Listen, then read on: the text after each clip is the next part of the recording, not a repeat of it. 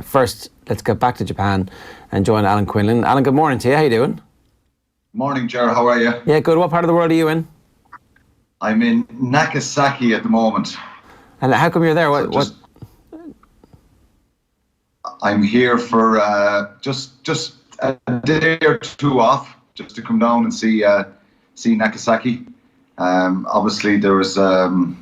This is one of the. I'm just going to check the connection. Is it? Yeah, no, it's all good. The connection. We're all right. Just a couple of days off. I've about 12 games done so far, and just came down here for 2 days, and I'm back up to Tokyo on Wednesday. So you missed Tokyo for the typhoon? Yeah, we were in Fukuoka for where the Ireland game was on against Samoa, and it's well documented now. At the start of last week, it was supposed to hit Fukuoka, where the Ireland game was, and then it just changed path and it hit straight into Tokyo, and it was devastating, to be honest. And a lot of the ITV crew that I've obviously been working with, a lot of them they're based in Tokyo, the production people and all that. And so I was chatting to lots of them on Saturday, and it was incredible what was happening outside their hotel window. You know, they weren't affected directly. I think it was more in the kind of outskirts of Tokyo and stuff like that. But if they walked out of their hotel, you'd be blown away. David Flatman actually did a piece there for ITV, and he was out in the rain and the wind, and he was nearly getting blown away. And he's a good, sturdy former prop, so the wind was nearly taking him away. But it was very sad. It was devastating what happened, and unfortunately there was loss of life, which is something that, you know, I suppose World Rugby got criticised last week for calling off the games, but from talking to the people that were based in Tokyo, there's absolutely no way you could have moved people around there and had those games on Saturday. I suppose the talking point, and they'll probably go on after the World Cup, is should they be moved to Friday or Monday, you know, and got alternative days and alternative venues, which logistically is a big thing to do. But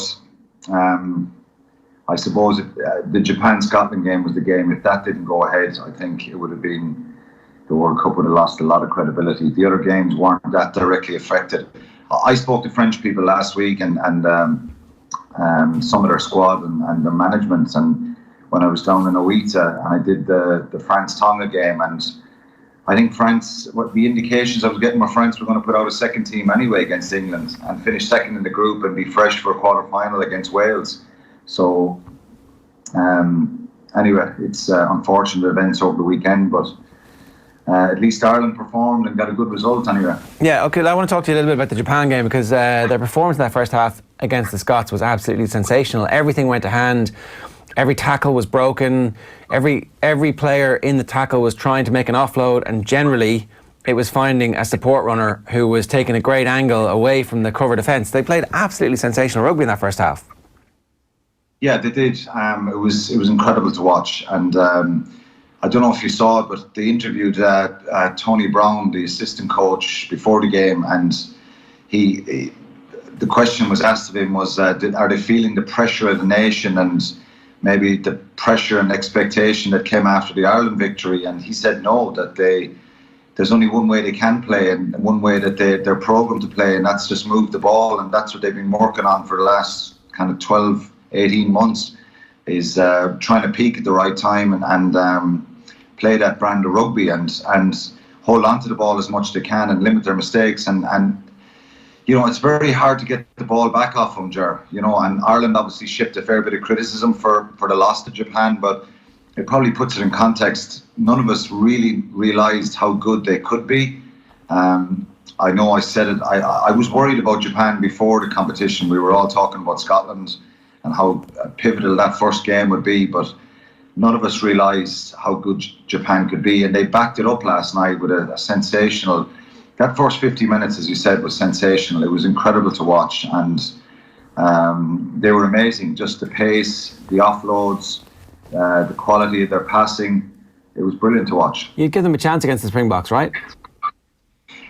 The concern I would have for them is, and I think we did it much better than Scotland did, is we held on to the ball quite well. So we lost by 7 points. And you can argue we were a little bit unlucky on occasions. We looked like cutting them open. We went 12-3 up. We had another couple of line breaks that we didn't convert. So it could have been a lot different. But what Ireland did well against them, if they did anything well, was we retained a fair bit of possession. I know we turned it over on occasions by losing the ball in contact. But Scotland just could not get the ball back off them. After Finn Russell's try, I think, which was a great start for Scotland, and they got a few good turnovers at the breakdown, particularly Jamie Ritchie. He was brilliant. Bradbury was very good for him early on, but Scotland just couldn't get the ball back off him. And I just have a feeling that it's going to be more difficult for them to keep the ball for so long against South Africa. And on occasions in that second half, I know it's probably from the 50th minute onwards, Scotland actually, when they retained the ball and were really physical when they had the ball, I think they made them look a little bit porous around the physical collisions around the side of the rucks and stuff like that. And that's the only concern. But if they can play anywhere near like that, they can be very, very dangerous, and they're a team that are going to score tries. Can I ask you then about Ireland and what you think is going to happen with us? We've reached a stage where it looks like we're going to be without Bundy Aki, and I don't think anybody could complain too much. We all kind of knew what the rules were. Well, it looks like we've lost connection there to Alan. Still there, Quinny? Now we're back. Yeah. Sorry, you're back. Yeah. What do you expect us to be able to do against the All Blacks that might be a little bit different from what we've done in the tournament so far? Or is there anything? Do you just expect us to be a better version of ourselves? Well, a better version of ourselves is a good way of summing it up, Ger. I think if they go back to Chicago 2 years ago and the way Ireland retained the ball and actually put wit in the game and attacked New Zealand, they're not a team. You just cannot sit back and wait for New Zealand and contain them. You've got to play against them. You've got to get the basics right, obviously. And physically, they've always tried to dominate teams. So if Ireland are physically at peak level and win collisions and are aggressive, they've got to play a little bit then and put a bit of width in the game and get the ball to Stockdale, get it to Earls, try and get it to, I'm sure Ringrose will probably play now at 13 and just get a little bit of width in the game, and hopefully, after, they're a team that you won't score off first, second, third, fourth phase. You probably have to build multiple phases. So a better version of Ireland, I think they're very direct. They've got to stick to the basics and do them very well, and when they carry the ball, be physical. But I think you'll need more variety in attack. There's no doubt about it. I think Dricker was on there talking about scoring tries. You have to score tries to beat New Zealand, and so they've got to bring their best performance. And I think if we're reviewing it on Sunday and Monday, you'll need 8, 9 out of 10 out of right across the board from the 23 players that are going to be involved. Yeah, we've beaten them twice out of the last 3 occasions. A lot of New Zealanders in particular would point to that game in Chicago as being at a weird time for that All Blacks team, that they were basically on party mode for the whole week, and we caught them a bit cold. That wasn't the case the last time that we beat them in Dublin. There was definitely a bit more of intent around that one. Our team has changed quite a lot since the game in Chicago, so you can't really read too much into the recent history between the two sides. Is basically what I'm getting at here, that New Zealand should be favourites on the basis of how well they've played in this tournament so far, in particular in that game against the Springboks. Yeah, and I think if you go back to that first game against South Africa, they didn't have the lion's share of possession. I think there was a period of 20 minutes in that first half where South Africa made them look quite ordinary and just didn't convert the pressure and the dominance they had. They got 2 tries, which we know they can do. They can score from anywhere, probably against the run of play, and just managed to get themselves ahead and manage the game really well. And they're uber confident when they get into that position. But they've shown vulnerability this year, Ger, against Australia in Perth and at home in Wellington against South Africa. So I don't think we should fear them as much as maybe we have done before, which can be dangerous because you need a fear factor against them. But I think there's enough Irish guys involved in this team that know, in very simple terms, where you've got to be to have a chance against New Zealand, and you cannot let them bully you. And if you get opportunities, i.e. a line break, somebody's got to be on a shoulder and you've got to convert it, because you won't get many opportunities against them. They're so good, so competitive. And so yeah, the win at the start against South Africa probably wasn't. It was impressive as regards getting the job done, but it wasn't a hugely impressive performance overall. But look, they're the All Blacks, and I think they have that aura about them, and I think hopefully a lot of the Irish guys won't read into that and buy into that. They'll know that they've got to bring their A game, really. So it's different. If we were playing South Africa, it'd be all about Rassie Erasmus, Felix Jones, Jack Nienenberg all week. Now we're the underdogs, and there's a 12-point spread, and maybe it's a better position to be in. Certainly it's a position that we're used to, and it is a position in which we have thrived in the past. And look, this team, it has always been building towards a game where they were going to define their legacy by winning or losing a single game, which is kind of unfair in many respects because of the success that they've delivered over such a sustained period of time, the quality of rugby that they've played and the individual accolades that they've had. But that's the ball game when you get involved in it, and particularly in rugby, it goes World Cup to World Cup. And this next week is the most important week of Johnny Sexton's rugby life, of Conor Murray's rugby life, of Rory Best's rugby life, of Tyke Furlong's rugby life, and of Joe Schmidt's rugby life. Yeah, it is. And look, at the end of the day, the form book and probably would say that they'll win. New Zealand should win, but that's always been the case. Anytime I was ever involved against them, I think we changed that picture in Chicago and last year in November 2018, and that will give confidence and self-belief, I think. And like I said, there is a little bit of vulnerability there, but they're an incredible side, and I think if they play well, they're very, very difficult to beat. Ireland have to stop them playing well, to force them into mistakes, win some turnovers, win some big moments. And I think if they do that in the first half and stay, if New Zealand start really well and get a try or two or 8 or 10 points up, they'll grow in confidence and self-belief, and they're very hard to reel in. If Ireland start the game well, will it put a little seed of doubt in their minds? I think Steve Hansen and the All Blacks will respect Ireland. They probably wouldn't have wanted this fixture. They would have preferred Japan or Scotland before the tournaments. But I think it's a great opportunity. It's massive for, like you say, for Sexton, Murray, Rory Best, Joe Schmidt, and all the players, because we've never gone beyond the quarter-final, and this is a chance to do it. So the motivation will be through the roof. And sometimes when you go out in a field like that, I just hope that they come off the field and they go, right, we've thrown everything at it, and that we don't have a performance that's regretful and saying, well, we should have believed more, we didn't execute as well as we could, or we made too many mistakes. It's difficult, but they've got to make sure they stay in the game. And the longer they're in the game, and if they nudge themselves ahead, well, then hopefully they can grow in confidence and sow that seed of doubt. But there'll be a lot of talk all week about it, and hopefully Ireland have something up their sleeve, and this is the time to really pull it out if they have. Three quick questions for you. Should Jordan Larmour start? Yes. Ahead of Carney, even if Carney's fit? I think so. Just on the basis of the form against Samoa was so good? Yeah, look, I just think he gives you such an attacking threat, and I wouldn't be surprised, and I wouldn't have a problem with Rob Kearney starting, because I'm a massive fan of Rob Kearney's, and I think he's a big game player. Going right back to Chicago, I wrote a piece on it afterwards. He was kind of written off before that. He's not been written off now because he hasn't done anything wrong. But I just think it's a big call to leave someone with that attacking ability out of it. I think Jordan Larmour's grown in confidence. He's stronger. He's more physical. But then again, if he's going to start, they're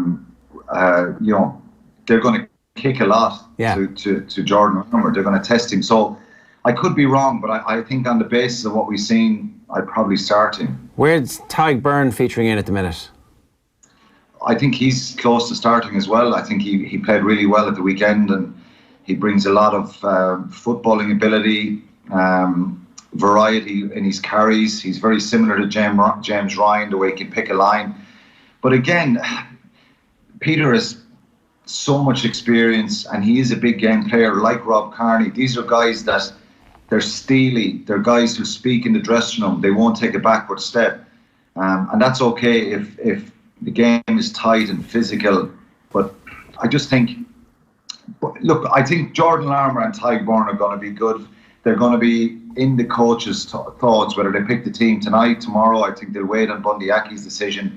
But I think they're both very, very close to starting.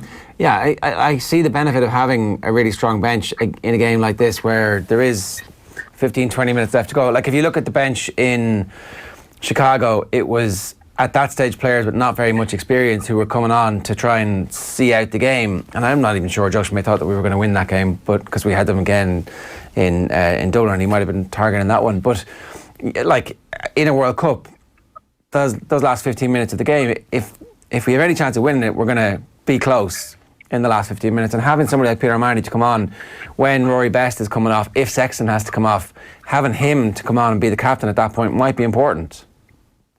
Yeah, and I think, look, Joey Carberry coming on the other night, Porter, Kilcoyne, these guys are bringing real energy. And, Ty Byrne could be on the bench. Rhys Ruddock could be on the bench. I think he was unlucky not to be involved against Samoa. So there's a lot of options. There is a lot more strength and depth there. And I think it's probably down to the finer, minute details of, do you go for the safer, kind of structured, experienced approach, or do you start with a little less inexperience and maybe more flair? Because Larmour brings more flair, Ty Byrne probably brings more flair and carrying ability in the back row. But then Peter O'Mahony's ability at the breakdown and line out and just his overall leadership there. So they're all 50-50 calls, I think, but the bench is going to be vital because it's just proven to be a fact, coming off the bench and bringing impetus like that, and it's going to be very important. I think it was important that Carberry got on and had those minutes the other night. I think he looked sharp. I know Ireland were on the front foot, but that will do his confidence a world of good. And I've said this all along: Sexton, Carberry being fit and in good health, gives Ireland a way better chance. Robbie Henshaw looked a bit rusty. Does he automatically get in the team now, given the fact that we're unlikely to have Bundy Aki, or does Chris Farrell come back in, or what happens, do you think? I'm not sure. I think it'll benefit him having played the game, and it's tricky coming back. I think he dropped the ball at one stage trying to do a little loop pass.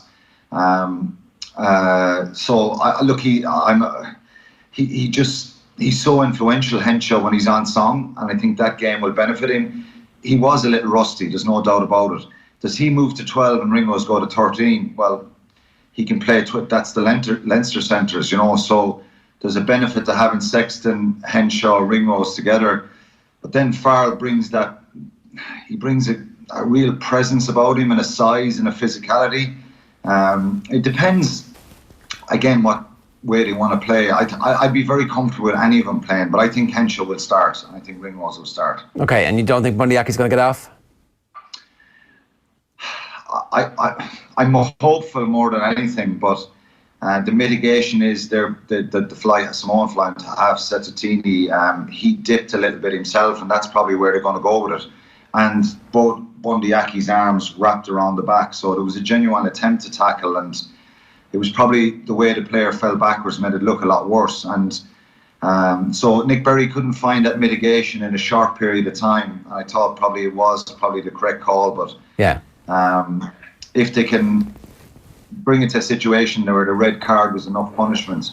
But sentiment kind of goes out of this a little bit, and whoever is making the decision will make it based on what they see, and they won't think, well, it's a shame that he missed a quarter-final and maybe a semi-final if they get there. But look, they got to put their best foot forward, and he may, and it'll be a massive boost because I think Aki will start. He's a big game player, and he's someone who has played really well against them in November 18, so we'll wait and see on that. It's this evening that hearing, so in a couple of hours' time we'll know. All right, Alan, good stuff. Thanks a million for joining us this morning. Enjoy Nagasaki. Cheers, lads.